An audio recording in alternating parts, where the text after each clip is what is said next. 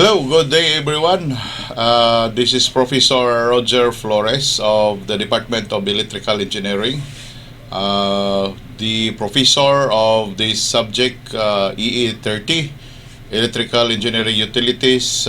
Today we are going to discuss Chapter 1, and this is entitled Electricity Theory. No? So here we are going to discuss the brief history of the electricity and how electricity is produced and other theories that involve the production of electricity. So to start with, we have, okay, so this time let us discuss cost of electrical energy. Okay, cost of electrical energy and power. Okay, so ito po, pag-usapan natin yung mga cost, no? Actually class, the book that we are using, we based our computations in Canada yata or Australia. Okay, so this time, meron akong iniba dito yung mga units, pero units lang yung na-change dito, pero yung mga values natin masyadong maliit. Anyway, never mind the value. What is the important here is we should know how you're going to compute our consumption, cost of electrical energy and power. Okay, so we have this one. Okay, so talking about the energy, so energy charge, no? So the cost of electrical energy consumed by the users during a billing period as measured by the electric meter. So we should have a meter, no, so that we'll be able to measure our consumptions. Okay, so we have this meter, electric meter. So watt hour meter, energy meter tawag eh. A device that is used to measure the energy consumed by the building or establishment. So and dito, malaki ito ha. So that is our meter. Okay, energy charge formula, and dito po. I changed, no, in your lecture notes. This is in dollar. Because as I've said, this is a foreign books that we reference, but I changed it. Anyway, this is just a symbol, so I changed it to peso. Okay, the product of total energy consumed and rate for energy per kilowatt hour. Okay, so the cost of that energy is equal to Q, then times the peso, or the cost per kilowatt hour. Or that energy is energy consumption is your energy is equal to power times time, or power is in kilowatt and time is in hour. Okay, so let us try this example. So assuming we have 60 watts lamp. Okay, mayroon po tayong 60 watt lamp remains lighted for 24 hour. So 24 hour yung naka-lighted or naka-on yung lamp natin a day, no, for 30 days. So ibig sabihin the bill period is 30 days. Determine the electrical energy consumed over the period. Now calculate the energy charge for the billing period at a rate of 0.1170 pesos per kilowatt hour. Masyadong maliit ito kasi ngayon in Fibico, for example, I think we have 13 pesos per kilowatt hour. So anyway, as I've said, I just changed the unit of peso here because in our book we are using dollar. So anyway, don't mind the value. What we need here is the computation, no?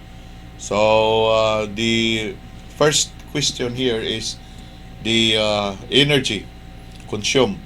So how much is the energy consumed within the billing period? So energy is equal to power times time. We have the 60 watts lamp. Nag-operate ito ng 24 hours per day. And then yung billing period natin is 30 days. So ibig sabihin, we have this 43,200 watt hour. Okay, so our cost here is kilowatt hour. So convert this watt hour, 43,200 watt hour to kilowatt hour. So what we are going to do, we have to divide 1,000. Okay, so it will become 43.2 kilowatt hour per billing period. So that is your charge, your energy consumed, no, for this billing period of 30 days. Okay, so if you're going to compute the cost of energy, so your consumption, energy consumed, i-multiply natin sa per kilowatt hour, so which is 1172.1172 per kilowatt hour, multiply natin yan, and then it will results to the cost of energy for 30 days with these 60 lamps or 60 watt lamps. Then nag-operate siya ng 24 hour a day. We have this 5.06 pesos per billing period. As I've said, never mind the value here because this is very small, because our per kilowatt hour, I think in Fibico is almost 13 or 11 or 12, something like that. Okay, so we have this total energy cost is 5.06 per 30-day billing period. Okay, so we have also this service charge, no? So what is the service charge? That is a fee that is paid for the electrical operations services. So whatever services that we did, no, to our electricians, to our linemen, and to other people who work to maintain our system, especially in the utility side, no, the distribution utility side, that is service charge, and we will pay that one. Okay, so we will try this example again. In our book, this is in the table 17.2, and I think I was not able to change this one, but anyway. So large residents consume 1100 or 1155 kilowatt hour of electrical energy over a billing period. Determine the total charge for the billing period based on the rate schedule provided in the table 17.2 in our reference book. Okay, the following charges are found: service charge 5.16, energy charge. Okay, so we have this first 1000 kilowatt hour of billing period is 0.117 per kilowatt hour. Next 2000 kilowatt hour of billing period is 0.09 per kilowatt hour. The total charge is, we have this 5.16, we have this 1.117 times 1000 for first 1000, then plus the next 2000, which is because we have this 1155, so our excess is 155, not 2000. So we have this 155 after subtracting 1000, no? So we have this remaining 155 times 0.109. More or less, we have the total charge of 139.05. Okay, so talking about demand, power demand charge. What is the power demand charge? It is the user's highest rate at which energy is consumed or power in kilowatts over a small time interval, which is usually 15 minutes. Okay, so that is the maximum demand. Okay, demand charge is the billing fee that is related to maximum demand. Okay, so the maximum demand multiplied to the rate for demand charge. So power demand times rate per power. How much is the rate? The amount, the cost per power. Then we have to multiply it by the power demand. That is the cost of the demand charge. So first thing that we're going to do, determine the total demand. Okay, the maximum demand and the demand charge. Okay, so if this is our demand for the whole year, per month, so titignan natin, no? So for November, lumiliit siya ng December, saka December to January, lumalaki to February, baba na naman siya sa March. Kasi sa ibang bansa, baligtad dito sa Pilipinas eh. Itong mga Marso is medyo malamig doon. So lumiliit yung energy consumption nila, habang April, May, and June lalong lumalaki because ito po yung dry season nila, no? Sa ibang country. So ito po yung consumption natin. So example, we have this small manufacturing plant on a single three-phase service. So, consumes 104,000 kilowatt hour of electrical energy over a monthly billing period. Peak demand is measured at 400 kilowatt during the day and 200 kilowatt at night. So, ibig sabihin, yung peak demand natin, yun dito sa 400 natin i-base, no? Hindi dito sa 200 kasi maliit ito eh. Night time. So, doon sa daytime. Bakit malaki yung daytime o yung peak demand natin sa araw? Okay, bakit hindi sa gabi? Dito sa atin siguro sa mga urban areas yung araw yung malaki kasi marami mga planta, mga malaki yung load, no? Pero dito pag gabi, of course mag-shutdown yung mga planta, natutulog yung mga tao. So, lumiliit yung mga demand natin. Araw yung malaki sa kanila kasi maraming mga planta na mag-open ng trabaho. Okay? So, kaya nga araw yung peak demand, hindi gabi.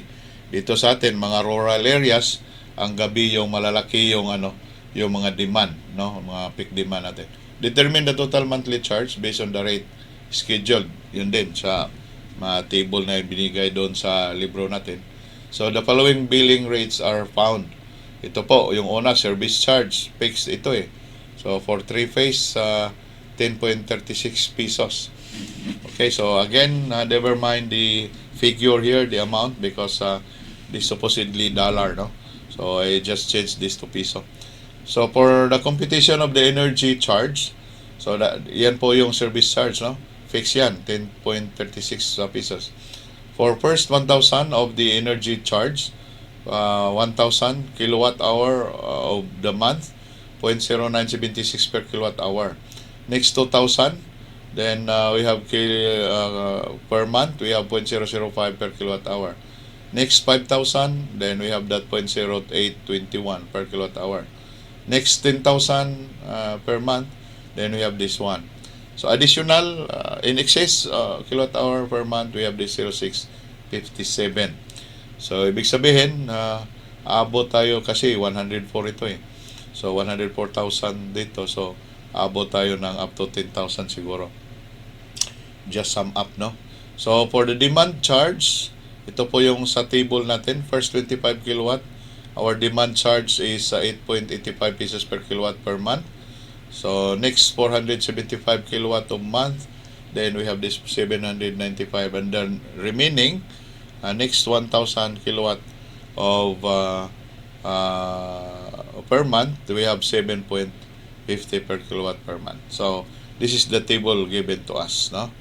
So, next that we're going to do, compute for the energy charge for 1,000 or 104,000 kilowatt hour.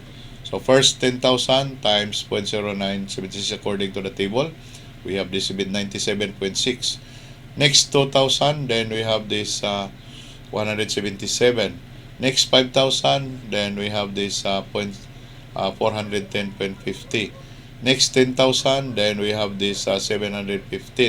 Remaining, how much is the remaining if you're going to add 1,000, 2,000, 5,000, and 10,000? So that is more or less 86,000 yung remaining. Ibig sabihin, 104 minus the sum of this 1,000, 2,000, 5,000, and 10,000. More or less that is equal to 86,000. That is the remaining. And according to the table, you are going to multiply this by 0.0657. Okay, so more or less we have that 5,650. So energy charge, for our energy charge subtotal, 7,047. Pag i-sum up natin ito, 97, 177, 410, 712, 5,650, then it will results to 7,447.30. Okay, so I hope that you can follow here. That is our energy charge total.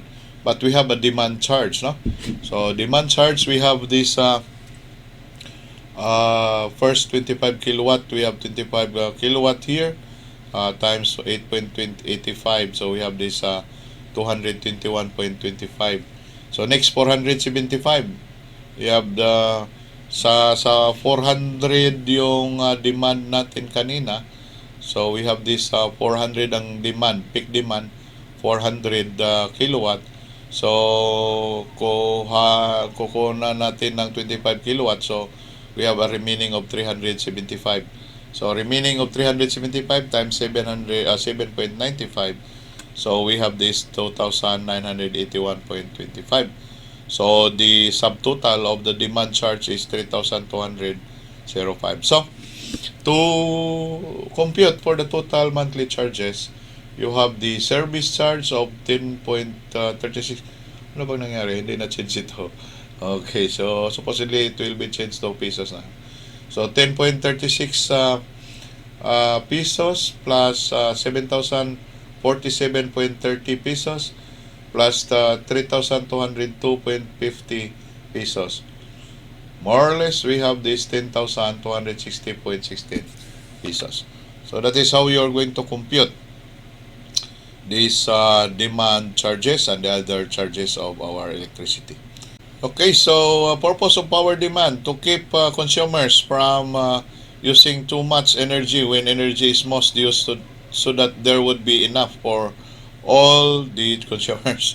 So ibig sabihin, we will be para bang penalize tayo pag hindi tayo magsisave, no? So kailangan natin lang mag-save tayo para mayroon namang mga magagamit na kuryente doon sa mga kapitbahay natin, no? So that is the purpose of power demand charges. So para hindi tayo masyadong gumamit ng malalaking mga power or energy consume natin. Okay, so this computation or the introduction of this demand charges with this person, no, Samuel Insol, during the early 1900. We have also this demand limiting, so that we will be able to limit our peak demand. Okay, strategy for reducing a building's demand for utilities such as electricity. Saves off demand peaks in the building's demand profile para konti lang yung babayaran natin, hindi ma-overload yung wala tayong hindi magka-crisis tayo, energy crisis. Load shedding, a process of reducing load on something special, especially the interruption of an electricity supply to avoid excess loads in the generating plant. Okay, so mayroon tayong load shedding, no? So yun nga, minsan may iba-brown out tayo, o blackout kaya or brown out para i-share natin yung ibang power or energy sa ibang mga planta. So lalo na't mayroon ng crisis, so mayroon tayong tinatawag na load shedding. Load shifting also moves non-essential loads to periods of low demand. So pag mayroon tayong trabaho, kung pwede, kailan ba yung low lang yung demand natin, 'di ba, gabi? So kung pwede yung trabaho natin gawin natin sa gabi, no? So yun ang tinatawag natin na load shifting. Gawin natin sa gabi para more or less we will be using the excess load from the other plant, no? Essentially moves electricity consumption from one time period to another. So peak shaving, so a strategy or technique where energy storage and alternate sources of energy can also be used to reduce demand peaks. So mayroon tayong change in the sources, no, alternate sources of energy. Okay, so pwede gagamit tayo ng solar. Pwede if we are during a peak demand, we'll be using solar, no? Kasi sa mga urban areas, yung peak demand nila araw. So ibig sabihin, pwede tayo gagamit ng solar para naman hindi yung ibang power or yung ibang energy natin will be taken from the solar generation. Okay, or other alternative energy utilization or energy production. Okay, so time of use or TOU rates, is a rate plan in which rates vary according to the time of day, season, and day type, weekdays or weekend or holidays. So yung rate natin per kilowatt hour, kung magkano yan, so it will change from time to time. So ito po din po mangyayari sa atin dito sa Pilipinas, no? Pag malaki yung demand, malaki din yung price per kilowatt hour. Pag maliit yung demand, maliit din po yung price per kilowatt hour. Okay, so pag halimbawa, pag Christmas, malaki-laki yung demand natin. Or yung summer peak kasi masyadong mainit. Kaya nga malaki din. Tingnan niyo dito, mas mahal. Okay, so anyway, this is different from the other countries. But also, we are doing also here in the Philippines. How do time of use rates work? At times when electrical demands are low, the rate paid to use electricity is very low also. So yun po ang sabi ko kanina. So this is a law of supply and demand. Pag malaki yung demand, mahal din po yung kuryente natin. Okay, so bill charges covers the cost of metering of bill collection activities such as meter reading and preparing of mailing billing statements. So yung charges natin, bill charges kasama pinatong doon yung bayad sa pag-mail, pagpapadala or kahit yung sa printing ng mga bill natin, kasama doon. Mayroon tayong tawag na bill charges, no? Okay, so it assessed even if no electricity was consumed. So, mayroong idadagdag kahit maliit lang yung nakonsumo natin. Kasi, yun po, yung billing charges is for production or bayad doon sa nag-reading, nagprinta ng mga bills, at saka yung pagpapadala ng mga bills. Fuel adjustment charge reflect periodic changes in the cost of purchasing, delivering, handling, and storing raw fuel. Okay, that is used to produce electricity. It is typically applied to each kilowatt consumed. Especially if you are using a diesel power plant, whenever there is a change of the amount of the diesel, then it will change also the per unit kilowatt hour, okay, amount. So that is a fuel adjustment charge. Okay. Okay, class, I think that ends our discussion here. This chapter 1, and I hope that you learned many things with this chapter 1, the introductory portion of electricity, our subject, the theory of electricity here. So thank you very much, and if you think that you learned many things, then try to subscribe my YouTube channel. So that if I have new video that I will upload or uploaded, then you will be notified. Subscribe, click the notification bell so that you will be notified whenever I have new video that will be uploaded. Okay, thank you very much. God bless. Good day to everyone.